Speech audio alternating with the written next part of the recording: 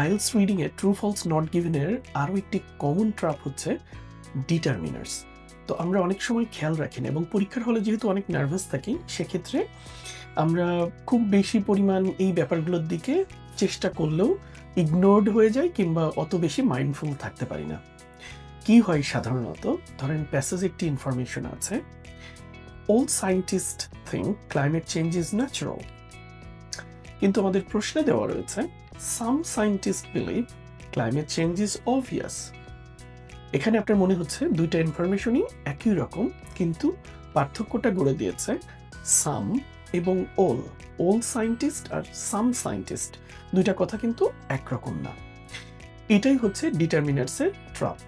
So আপনি এর পরবর্তীতে যখন কোনো true false not given answer করতে যাবেন কোয়েশ্চেন্সগুলোতে, অবশ্যই আপনি ডিটারমিনার সম্পর্কে একটু চোখ রাখবেন।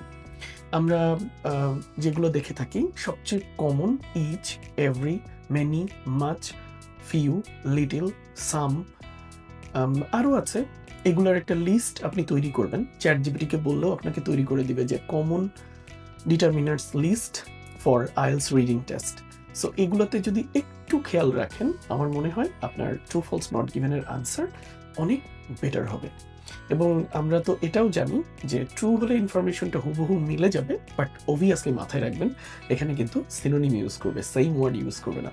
ট্রু এবং ফলস, ফলসের ক্ষেত্রে যেটা হয় যে ইনফরমেশন, প্যাসেজে যে ইনফরমেশন থাকবে এবং কোয়েশ্চেনে যে ইনফরমেশন থাকবে, ইনফরমেশনগুলোতে একই প্যাটার্নের প্রশ্ন কিন্তু ভুল থাকবে, মানে কন্ট্রাডিক্ট করবে। যেমন ধরেন আমি হোয়াইট শার্ট পরে আছি, এটা যদি হয়, কিন্তু আপনি জানেন অলরেডি যে আমি একটা ব্লু শার্ট পরে আছি। সো আমি শার্ট পরে আছি, শুধু আমার কালারের ডিফারেন্ট, সো এটা হচ্ছে ফলস।